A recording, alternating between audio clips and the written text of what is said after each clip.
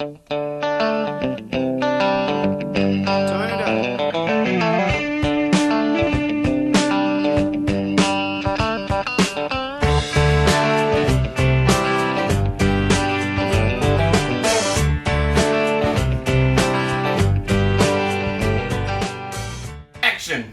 So this is the pressing part of making wine. Not depressing, pressing. So what we're doing is we have the fermented grapes, which has been about a week fermenting, turning the sugar into alcohol. And now what we have to do is extract the juice from the must. And we do this by scooping this into a vacuum press. So this is a little unique for home winemakers.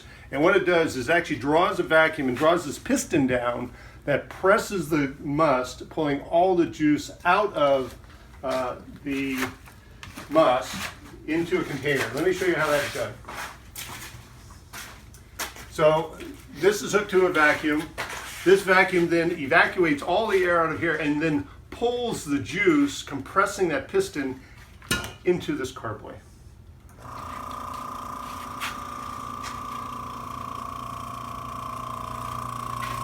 So you can see the wine rising up as the air is being evacuated. And now we'll start pulling the juice out of the must. And so this will run, we'll probably fill up about 5 or 6 of these from one batch out of the press.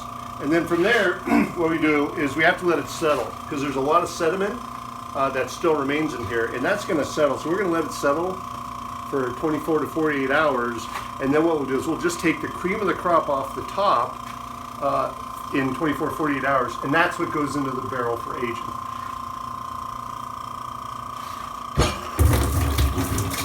And what you get out of this is a great smell.